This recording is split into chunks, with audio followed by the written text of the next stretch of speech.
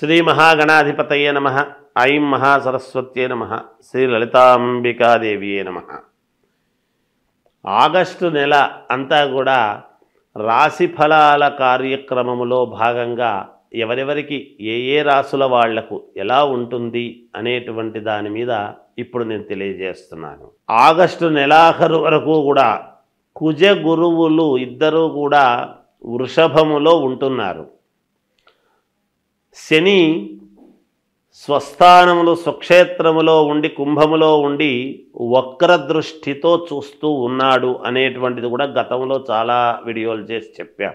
గురువు గనక మీ లగ్నములో పుట్టినటువంటి వాళ్ళ వ్యక్తిగతమైన జాతకములో అనుకూలముగా ఉంటే తప్పకుండా సత్ఫలితాలు ఇస్తాడు. కొంచెం ఏదైనా కుజగురువులు ఇద్దరూ కూడా ఏదైనా ఉండకూడని స్థానాల్లో మీ లగ్నాన్ని బట్టి ఉన్నారు అంటే కొన్ని ఇబ్బందులు జరుగుతాయి. అందుకని ఎవరికి మేలు ఎవరికి మేలు కాదు అనేటువంటి విషయాన్నే ఇప్పుడు నేను తెలియజేస్తున్నాను. కుజుడు అనేటువంటి గ్రహము గురువు అనేటువంటి గ్రహాలు రెండూ కూడా వృషభములో ఉండేటువంటి దాని వలన ఎవరికి ఏ రాశి వాళ్లకు ఎటువంటి ఫలితాలు ఉండబోతున్నాయి అనేటువంటిది ఇప్పుడు నేను తెలియజేస్తున్నాను. అయితే మీ వ్యక్తిగతమైనటువంటి జాతకాలను పరిశీలన చేసుకుని ఒకవేళ ఏదైనా మీ జాతకములో లోపము ఉంటే దాన్ని సరిదిద్దుకోగలరు అనేటువంటిది తెలియజేస్తున్నాను. ఎందుకు? మనము స్నానము చేసి గుడికి వెళితే కదా గుళ్ళో ఉండేటువంటి పవిత్రత భగవద్ అనుగ్రహం మనకు కలుగుతుంది. మనము స్నానం చేయకుండా మనం గుళ్ళోకి వెళ్ళి గుడిలో ఉండేటువంటి పవిత్రత మనకు రాలేదు అంటే ఎలా? అందుకని వ్యక్తిగతమైనటువంటి జాతకాలలో ఉన్న లోపాలను సరిదిద్దుకుంటే తప్పకుండా మీకు మేలు జరుగుతుంది అనేటువంటిది తెలియజేస్తున్నాను. వృషభ రాశి వాళ్లకు ఈ ఆగస్టు నెల అంతా కూడా ఎలా ఉంది అంటే చాలా వరకు అనుకూలవంతమైనటువంటి ఫలితాలుగానే ఉంటాయి. అయితే చాలా బాగుంది అని అనడానికి లేదు, కానీ అనుకూలవంతమైనటువంటి ఫలితాలు అయితే ఉంటాయి. ఎందుకు? కుజ గురువులు వృషభములోనే ఉన్నారు. అయితే లగ్నం ఏమిటి అనేటువంటిది ఒక్కసారి చూసుకోవాలి. మీ మాటకు విలువ పెరుగుతుంది. వృషభ రాశి వాళ్లకు అనుకూలవంతమైనటువంటి ఫలితాలు కొంతవరకు వస్తాయి. వ్యాపారం చేసుకునేటువంటి వాళ్లకు యథావిధిగా వ్యాపారాలు నడుస్తాయి.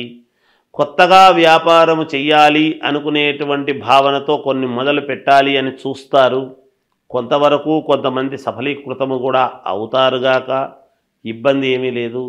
అయితే ఎక్కువ శాతము దైవ సంబంధమైనటువంటి కార్యక్రమాలలో పాల్గొనడం లాంటివి జరుగుతాయి. అక్కడ విశేషముగా పూజా కార్యక్రమాలలో పాల్గొనటము జరుగుతుంది. అయితే బంధువుల యొక్క ఆగమనము వలన కొంత మేలు కొన్ని ఇబ్బందులు, అంటే అనూహ్యముగా డబ్బులు ఖర్చు కావటము లాంటివి జరగవచ్చును. తద్వారా కించిత్ చిన్నపాటి మానసికమైనటువంటి క్లేశము ఉంటుందేమో, ఉండవచ్చును అనేటువంటిది అది నెలాఖరులో అలా ఉంటుంది అని సూచనప్రాయముగా తెలియచేయటము. ఇక విద్యార్థులకు యోగవంతముగానే ఉంటుంది. ఉద్యోగస్తులకు యథావిధిగా మీరు చేసుకునేటువంటి పనులలో అనుకూలవంతముగానే ఉంటుంది. ఎవరూ పెద్దగా ఆందోళన చెందాల్సినంతటి పరిస్థితి ఏమీ లేదు. కొత్తగా ఉద్యోగాలు కావాలి అనుకునేటువంటి వాళ్ళు ప్రయత్నము చెయ్యండి. అనుకూలముగా వెంటనే వస్తుంది అనడానికి ఉండదు, కానీ కొంతవరకు అనుకూలించే అవకాశాలు ఉంటాయి. ఇబ్బంది ఏమీ లేదు. వృషభ రాశి వాళ్ళది మామూలుగా మీరు యథావిధిగా వచ్చేటువంటి డబ్బులు వస్తాయి. దాని గురించి ఇబ్బంది ఏమీ ఉండదు.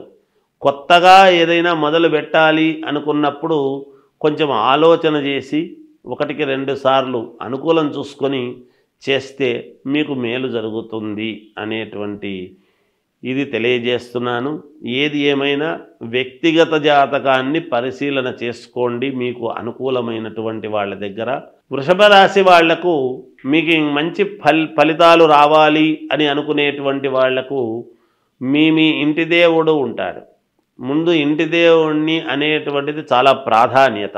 అందువలన మీ ఇంటి దేవుడికి నమస్కారాలు చేసుకోవటము, పరిహారాలు చేసుకోవటము, అంటే ఏదైనా మొక్కులుంటే తీర్చుకోవడము, ఇంటి దేవునికి వెళ్ళటము, టెంకాయ కొట్టుకోవడము, లేదా అభిషేకాలు చేసుకోవడము, ఇలాంటివి ఉంటాయి.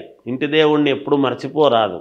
అంటే ఒకరికి వెంకటేశ్వర స్వామి, ఒకరికి అమ్మవారు, ఇలా ఉంటారు కదా. ఏదో మన చేతనైనటువంటి పసుపు కుంకుమ ఇవ్వటం అమ్మవారికి అయితే, లేదా వెంకటేశ్వర స్వామికి అయితే రోజు ఆ వెంకటేశ్వర స్వామి గుడికి వెళ్ళి ఏదో మనకు చేతనైంది తాంబూలము అట్లాంటివి ఇవ్వటము, ఇలాంటివి ఏవైనా చేసుకుంటే మీ ఇంటి దేవుడికి సంబంధించినటువంటివి చేసుకుంటే మీకు మేలు జరుగుతుంది.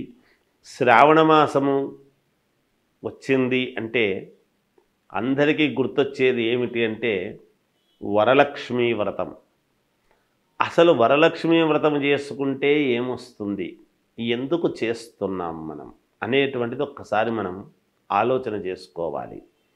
వరలక్ష్మీ వ్రతం అని అనంగానే పౌర్ణమికి మామూలుగా ముందుగా వచ్చే శుక్రవారం నాడు వరలక్ష్మీ వ్రతం అంటే 2వ వారం ఎప్పుడు పడుతుంది సహజంగా. అలా శుక్రవారము నాడు వరలక్ష్మీ వ్రతం అనేటువంటిది మనం వ్రతకథలో చెబుతాం.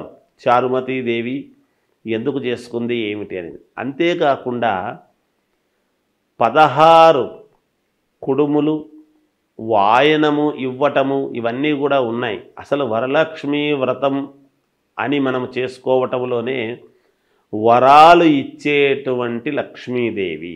లక్ష్మీ ధనమే ఒక వరం. అదే కాకుండా ఇంకా ఏమిస్తుంది అమ్మవారు అంటే సౌభాగ్యం. సౌభాగ్యం అంటే ఏమిటి? ఆడవాళ్ళు చేసుకునేటువంటి వరలక్ష్మీ వ్రతములో భర్త, కుటుంబము అంతా కూడా, పిల్లలు అందరూ కూడా క్షేమముగా ఉండటానికి దోహదపడుతుంది. ఏ స్త్రీ అయినా ఏమి కోరుకుంటుంది? తాను బాగుండాలి అనుకునే దానికంటే కూడా తన భర్త, పిల్లలు, అత్తమామలు అందరూ కూడా బాగుండాలి అనేటువంటి దృక్పథముతోనే ఎప్పుడు కూడా ఆడవాళ్ళు ఈ పూజలు కార్యక్రమాలు చేసుకుంటారు. వాటిలో ప్రప్రథమముగా మొట్టమొదట వరలక్ష్మీ వ్రతం అనేటువంటిది. ఈ వరలక్ష్మీ వ్రతములోనే అందుకనే 16 మామూలుగా తమలపాకులు, 16 ఒక్కలు, 16 కుడుములు, ఇలా షోడశం, అలా 16 అన్నీ పెట్టి చేసి మామూలుగా తోరమది కట్టుకొని చేసుకుంటారు. ఆ తోరం కట్టుకోవడం కూడా దాన్ని ఏమిటంటే ఒకటి అమ్మవారుకు, ఒకటి ఈమె. తర్వాత ఈ వరలక్ష్మీ వ్రతము చేసుకున్న తర్వాత ఒక 5 మందికి కానీ, 9 మందికి కానీ, 11 మందికి కానీ ఎవరి శక్త్యానుసారం వాళ్ళు ముత్తైదువులకు మామూలుగా తాంబూలం ఇవ్వటము అనేటువంటిది ఆనవాయితీ. ఎందుకు అంటే సౌభాగ్యము అనేటువంటిది పుణ్యస్త్రీలు. అంటే అమ్మవారు ఎవరి రూపములోనైనా మన ఇంటికి మనము చేసుకున్నటువంటి పూజా విధానానికి సంతోషించి ఎవరి రూపములోనైనా మన ఇంటికి రావచ్చును. సాక్షాత్తు లక్ష్మీదేవి, వరలక్ష్మీదేవి. అందుకని ఎవరి రూపములో వస్తుందో తెలియదు. ఆనాడు మనము నిజంగా మన మనస్సులో వీళ్ళని పిలవాలి, వాళ్ళని పిలవాలి అని అనుకుంటాము. కానీ ఆ పిలిచిన వాళ్ళు ఎవరు? కొంతమంది వస్తారు, కానీ పిలవకుండా కూడా కొంతమంది మనకు ఎదురై రండి అంటే వచ్చేవాళ్ళు వస్తారు. అందుకని మీకు ఉన్నంతలో, కలిగినంతలో శ్రద్ధగా చేసుకోండి. ఆ శ్రద్ధగా చేసుకున్నప్పుడు ఖచ్చితముగా అమ్మవారి అనుగ్రహము పొంది మీరు చాలా వరకు సంతోషముగా జీవితము సాగించేదానికి మేలు జరుగుతుంది గాక. ఈ వరలక్ష్మీ వ్రతము చేస్తూ ఉన్నప్పుడు మీరు ఒక్కటి పాటించాలి. ఎందుకు అంటే ఆకుపచ్చని రవికలో కానీ, లేదా శ్వేతవర్ణము తెల్లటి రవికలో కానీ, మామూలుగా అమ్మవారు కాబట్టి మనము వరలక్ష్మీదేవి కాబట్టి మనం చేస్తూ ఉన్నటువంటిది ధాన్యము 5 పిరికెళ్ళు బియ్యం అందులో పోసి 5 కాయిన్స్ ఆ దాంట్లో ఆ రవికలో పెట్టి దానికి 3 ముళ్ళు వేసి అమ్మవారి దగ్గర పూజించిన తర్వాత అర్చన చేస్తాము చూడండి. అమ్మవారికి మామూలుగా లక్ష్మీ అష్టోత్తరం చేస్తాం. ఆ అష్టోత్తరము చేస్తూ ఉన్నప్పుడు ఆ రవిక గుడ్డ మీద గనక మీరు అష్టోత్తరము చేసినారు అంటే చేసిన తర్వాత దాని మీద ఉండేటువంటి కుంకుమ ఒక చోట ఒక పేపర్లో తీసుకొని దాన్ని తీసుకువెళ్ళి అట్లాగే మీరు బీరువాలో పెట్టుకోండి. తప్పకుండా ధనము మీకు చాలా వరకు ఎన్ని ఇబ్బందుల్లో ఉండేటువంటి వాళ్ళకైనా ఏదో ఒక రకంగా మీకు అమ్మవారి అనుగ్రహము పరిపూర్ణముగా కలగడానికి చాలా రకాల మార్గాలలో ఇదొక రకమైనటువంటి మార్గము. దీన్ని అందరూ పాటించి చేసుకోండి. తప్పకుండా మీకు మేలు జరుగుతుంది అని తెలియజేస్తూ జయోస్తు.